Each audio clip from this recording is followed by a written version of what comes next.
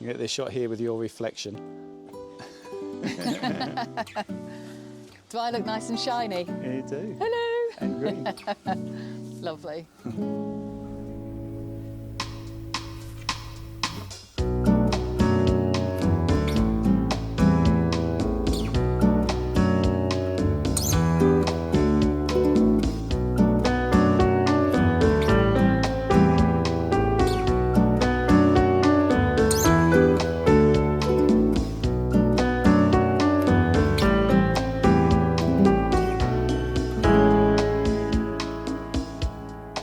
Hello and welcome to Portimao, where we are in the boatyard. Yes, we're getting on with boat work again. We had our nice break that you saw last week at Metz. So what you didn't see last week though is that while we were up there, we also visited some friends and they're very, very big boats. They're very big clipper barge. It's a pre-war clipper barge and we went along the canals in Belgium.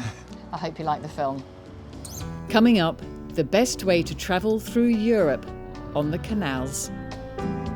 Historic towns and Christmas beer. This is Belgium. And back on the boat, it's time we got painted.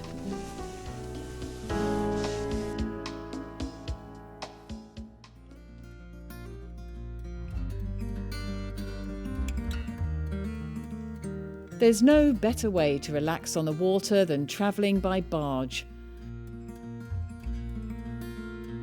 No big seas, no rocky shores or hurricanes, just peaceful flat water, even in winter. This is Delphine. She's captained by Tim, who we met 2 years ago in Montenegro when he and his wife Karina were sea sailors.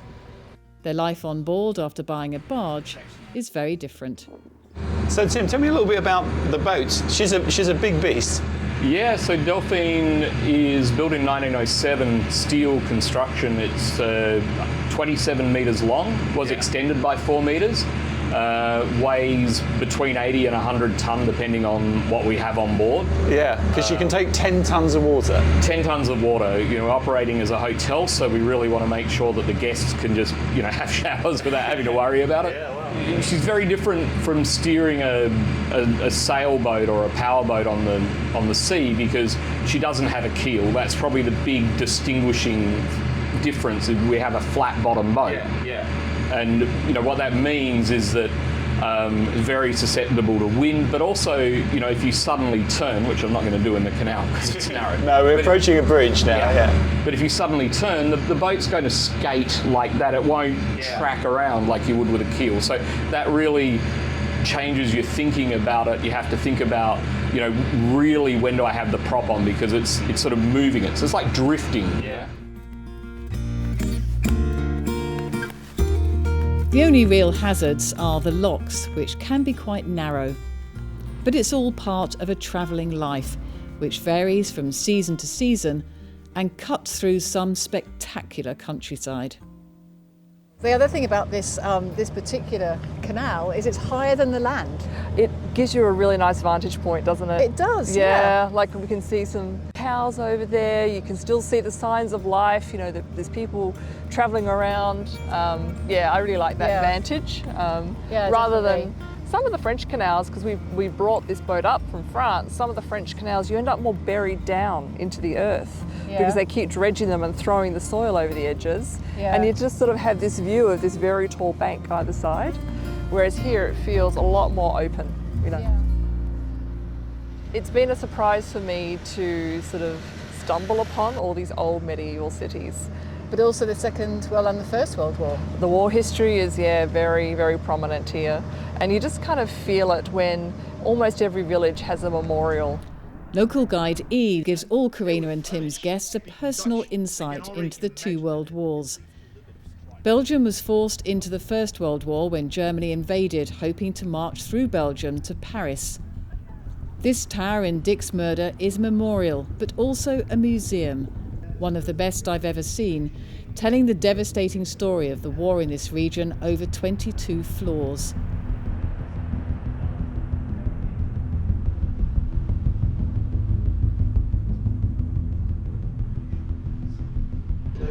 This whole area was part of the front line.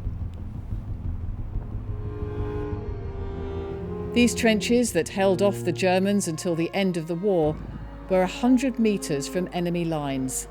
Both sides could hear each other eating and even breathing. And just being here is incredibly moving.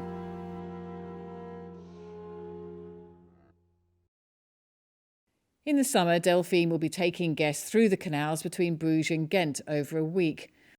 We're starting in Diksmuide and taking a 3-day trip up to Bruges. On the way, there are several bridges. So we have the bridge ahead of us here. They know we're coming, we've spoken to them, but they haven't yet. We're still on stop, which means that they haven't yet opened, they're not yet prepping the bridge. Yeah.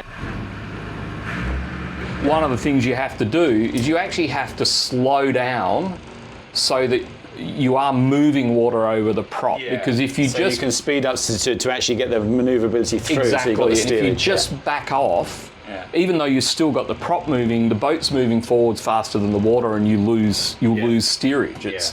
So you sort of have to slow down gradually, bit by bit. Now he's prepped, the bridge is coming up, so I can start to speed up, because I don't want to have momentum, because I don't want to hit anything. But it is a contact sport, this, isn't it? It's not quite like, you know, your yachts where you just you never touch, unless you've got a fender in there. This one you can. Yeah, so we're 4.8 metres wide. This bridge here is, I think, 5.5, maybe 6. So, you know, if you sort of put us in the middle of that, we've got 30, 40 centimetres either side, half a metre. It's just, for a 27 metre boat weighing 80 tonne, you know, and then of course as the wind, you know, as you come through, this one is very annoying, this bridge, because it's actually on a bend, you know, which is unfortunately, I don't know what it is, maybe it's like historically when this village came in, this was an easy place to build a bridge, but now it's like, you're telling me I've got to get 27 metres of boat through this narrow gap and then kick the stern around. When you can see from here, it looks like we're going straight into the bank, which, you know, effectively we would. Do you mind just opening that door for me there? You want the same as the other one? Yes, please. Yeah. So we don't have cameras on this. We're all manual and old school. So one of the things is going to look out the sides to make sure that we're lined up. And then the wind is coming from port to starboard, so I'm going to cross up a little bit. And then also, I know that I'm going to want to kick. But yeah, it is one of those things, as you say, a contact sport. There we go. We've got our green lights. We're free to cruise. And I was surprised when we first got on to learn that you've got no bow thruster. We have no bow thruster. The boat spins very nicely because it doesn't have a keel. Of such, I mean, just a flat bottom. It spins very, very nicely around the centre hatch there. The midpoint of the boat really is where it will turn. And so what that means is that you can use the stern with the rudder as a thruster, and we were talking about that before, where our rudder kicks like a full 90 degrees across. So yeah, I'm just using the stern now as a thruster to keep that back off the edge there. We're just cruising through, and you can see we've got we're going to touch the side here, maybe. We'll see. As I start to slow the boat, it will prop walk the stern to port, which will bring us around, and we'll lose a little bit of speed. Go about 2 feet, Yeah, that's good. Yeah, it's this back corner here that will be the one that's the problem. It might touch. Let's see how we go. Should just sneak it through. All right, now we've lost most of our speed, and this is where we use the rudder as a thruster. Here we go. All right, and when you do that with the rudder kicked over, you can see the boat spinning. We haven't picked up more forward momentum than we had. No. And now we have to straighten up. And now we kick it so that we get our forward momentum to stop the stern going into the side back there. And there we go. Through the bridge and around the corner. And we didn't touch. I always worry about touching. We rarely actually do. No. It does happen, but... There's always activity on the towpath, which is better than a highway for cyclists. And then we're on our way. After we dock, we're ready for another treat. I could get used to this. Kiam is a private chef who specialises in fine dining for dinner parties, even on a boat. I know you like surprises because Karina told me that you weren't going to tell us exactly what we're eating. We're set for a 7-course dinner. This is my love language. When I'm creating for a few people, like, this is like special guests for me. So I kind of concentrate on what I'm going to make. It's not kind of like, in a restaurant, it's like working in a factory. And with this, it takes me time to come up with something special. And all the dishes are self-made, my own creation. The food is delicate and the mix of flavours quite unexpected. Avocado, mango, and strawberries. Ooh, yum. Enjoy. Thank you. A wonderful way to end quite an exciting day. The next day the sun comes out, and as we are moored by the sea, we take an early morning trip on a tram to the beach. It's low tide in Newport, and as well as our morning stroll, we can see the famous statue of the 4 horsemen, taking us through the ages of horsemanship from Rome to the present day.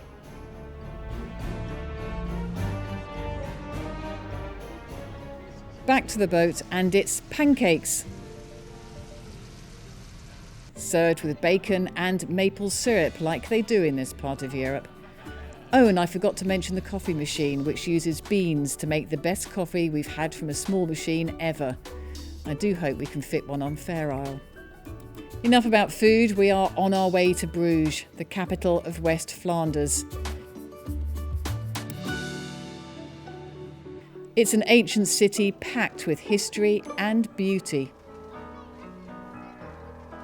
If you've never been here, well, you should really go.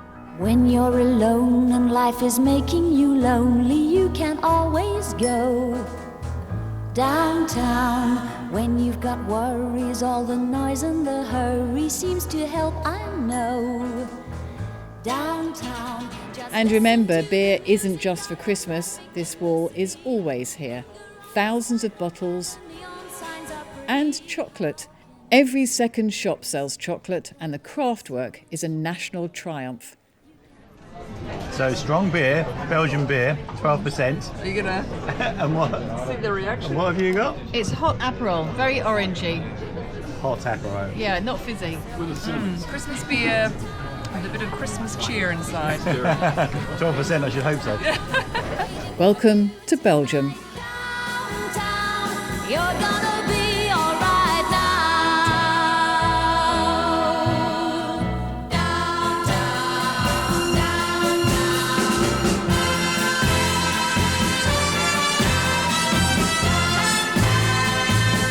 Downtown,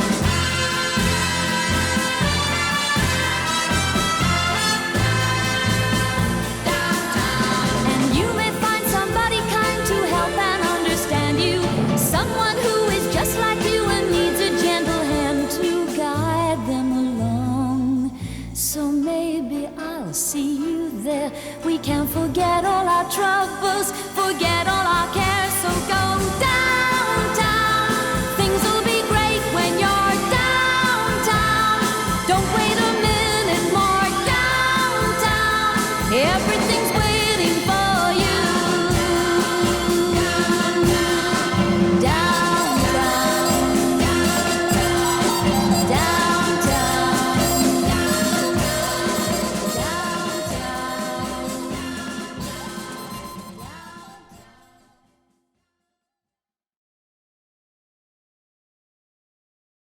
We felt much more rested on our return to Fair Isle, and the many months of hard work Tim and Karina had put into Delphine to get her in tip-top condition served as an inspiration for us. Judy's earlier paint stripping makes the final sand quite easy, so we can get it done quickly before we have to be completely dust-free for painting. So all this side has its final wash down and a wipe over with degreaser. So now it's time to just get everything on, all the masking on. Judy's doing the water line down here. Is that going on okay? Yeah, that's good. Cool. And yeah, there's quite a few fiddly bits to be done as well.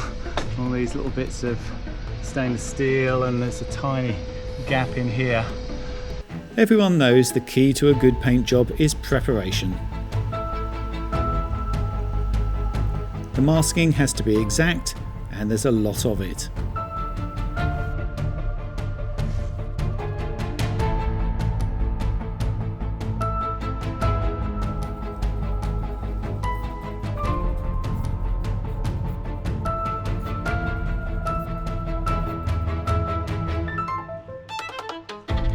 We've got some useful rolls of plastic with sticky on one edge to extend the masking and cope with the overspray.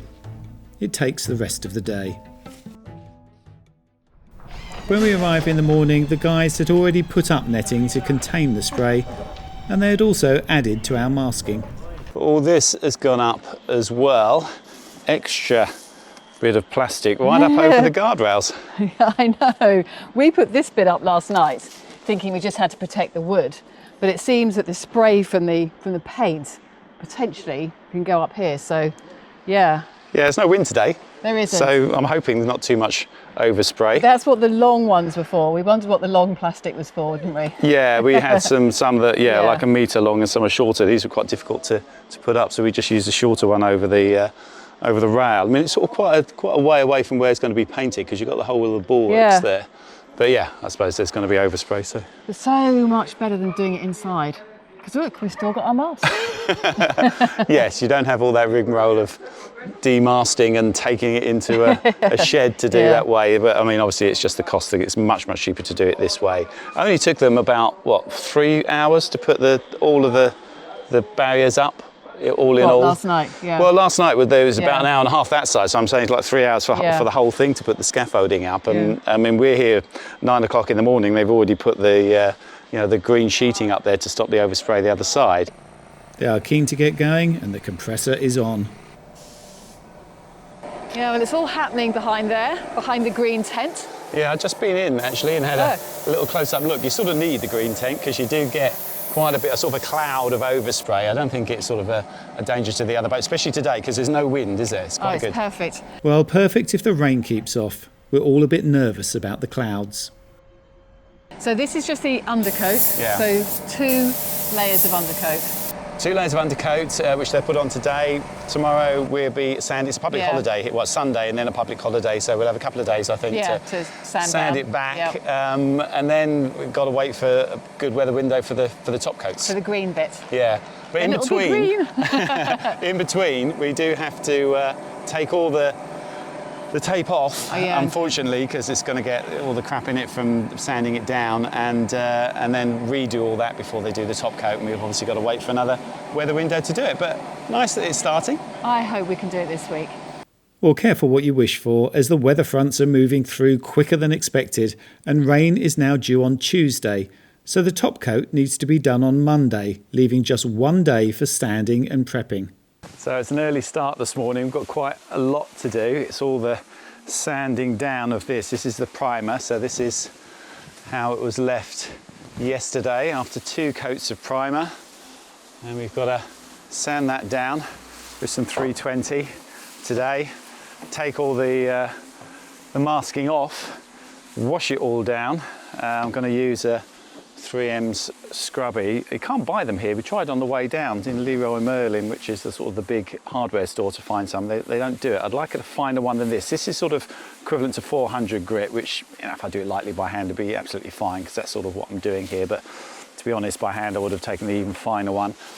With the sander, I've got the sponge on there, so that's been nice and light. Judy is trying to find the best method of getting into the grooves. What are you finding? Yeah, well, I was using this to begin with, wrapping the paper around this, but that wasn't quite right. So it's a stirring stick with a bit of tape on it to make it a bit more round. Because you can't be harsh. That's the thing. It's a combination of having to get rid of all the colour and make it white so you can see that, but also so do a bit in here for me, just see. So I think, and to get around the ridges, that's the thing, isn't it?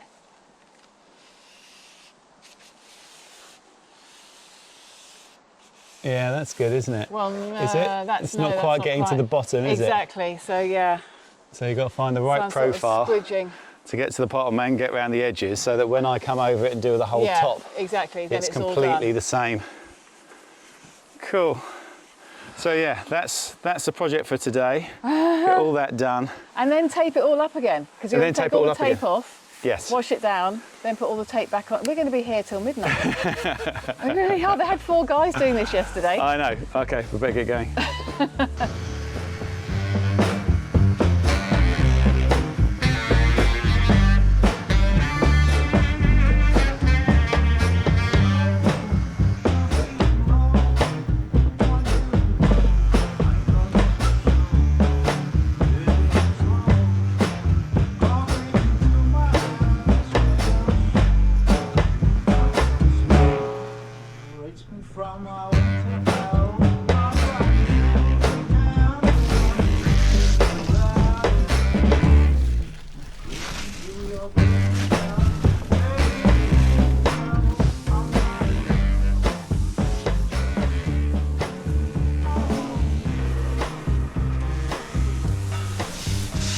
Yeah, it's not quite getting in there.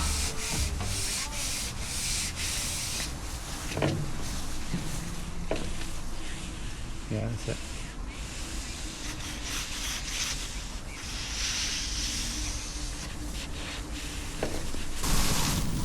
I quite like the grey. Yeah, it's like a battleship grey, isn't it? Woo.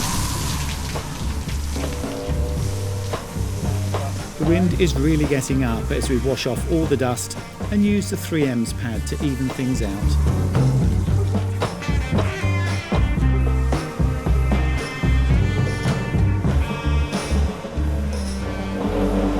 We're losing the light. We're not going to finish tonight.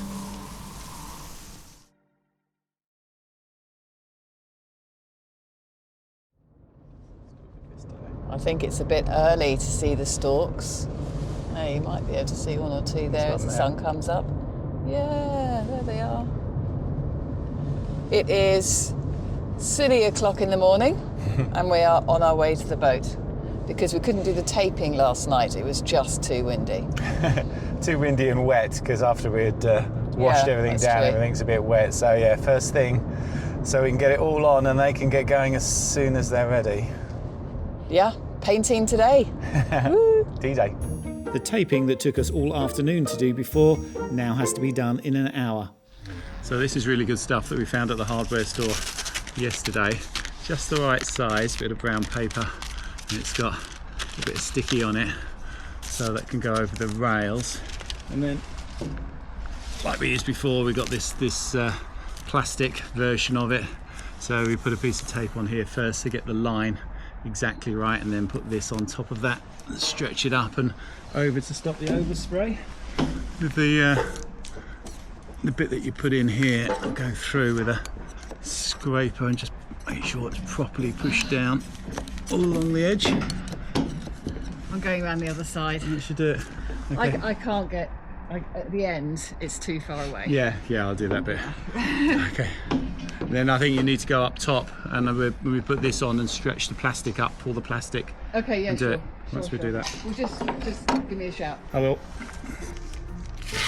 Well, at least we've had practice and we know what's best to use. The right sized paper means only 1 layer of masking to give the edge and stick the paper.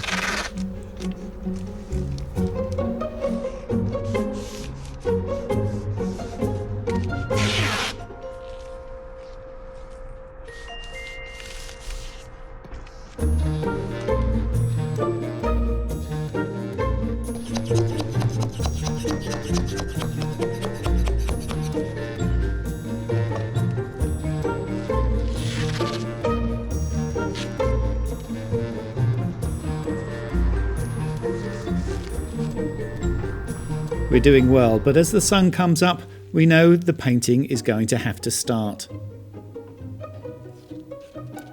They're mixing as the final bits are put up.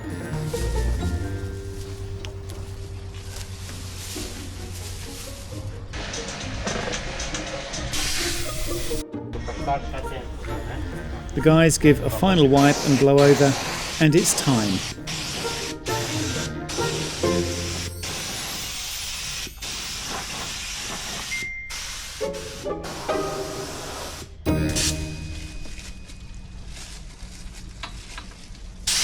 The weather is perfect. The paint needs 45 minutes between coats, so basically by the time they finish the first coat, they can go around again.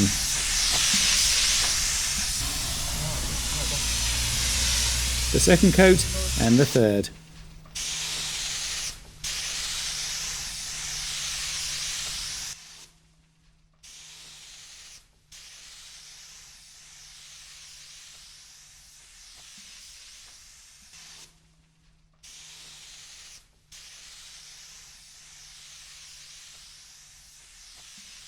So amazingly, shortly after lunchtime, we're done and we can have a look. Wow, it is very shiny. It's amazing, isn't it? Very shiny and green. Yeah, they've done really well. What a great job. Yeah. Wow. So how long does it take to dry? Yeah, we can't take any of the masking off until tomorrow. Right. It's a little bit tacky Yeah. still, so you've got to just wait for that to go. But yeah, it looks amazing, doesn't it? It certainly does. It certainly does. And you won't have to polish it up every 6 months. No. Which is really good. In fact, Vassal says no, nothing. Don't do anything with it for years, and then polish it. I thought it's going to need Really? polish now. He said no, don't do anything with it. Don't put anything on it. Right. Maybe in a couple of years, you can start putting some polish on. There's a special all grip type cleaner and thing that you just put on with water. And if we scratch it, you can just repair that? You can, because this is all craft, so yes, that can be done. Right. And in 2 days, I mean, that's just amazing, really. Look, it's great that they've done it today, isn't it? Because it's a holiday today, but the weather has just been perfect to do it now. Yeah. And we've got sort of a couple of fronts coming through, so for foreseeable future, we wouldn't be able to do it. So to do it on a holiday, great that they got their team in to do that. Really pleased. So yeah, very, very nice. Yeah, no, that's good. Wow. You get this shot here with your reflection. Do I look nice and shiny? You do. Hello. And green. Lovely.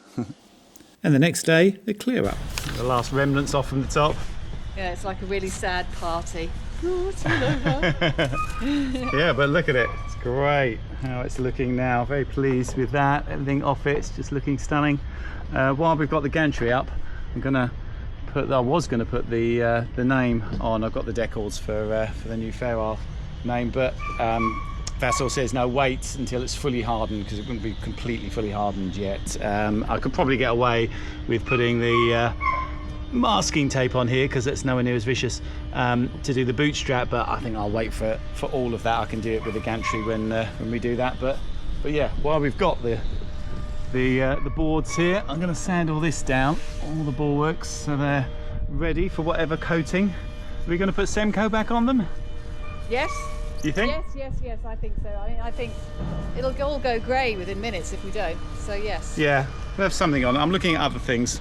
Otrol is the other thing, the Dex oils type stuff. I'm looking at that maybe for the tow rails, and it could be for that as well. Don't know. Any suggestions welcome, and something that's good. Yeah, it really is amazing. I don't think Ferrell's ever looked quite so green and shiny. Yeah, I really should have done this earlier, I think. I think if we'd done this 2 years ago when we were in Lagos and I did that take back of the gel coat to make it look good. I mean, that was 2 weeks of solid work, almost as much work as we've had to do here, to be honest. And it lasted a few months. So hopefully this paint will last a hell of a lot longer than that. It's very good paint. So they've done a very good job on it. So yeah, we just don't want to scratch it now. And we didn't have to take the mast off, and we didn't have to go inside, which obviously you usually do have to do. Yeah. We did have to wait for the right weather window, and that does take some time. So I think that's the thing, isn't it? And you have to have time to wait. You've got to be in the right part of the world as well. I that's mean, true. it's December. We've done this in December, but you really couldn't do that anywhere else in Europe, I don't think. But here, on the Algarve, you just get those nice days. You just got to wait for a still day and a warm day, and you can get them. So yeah, that's great. I think most places in the world that you just couldn't paint boats outside for all sorts of reasons. Not just actually cold and wind, sometimes it's too hot and humid. You don't want the humidity either, so in the tropics you probably can't do it either. So it's good.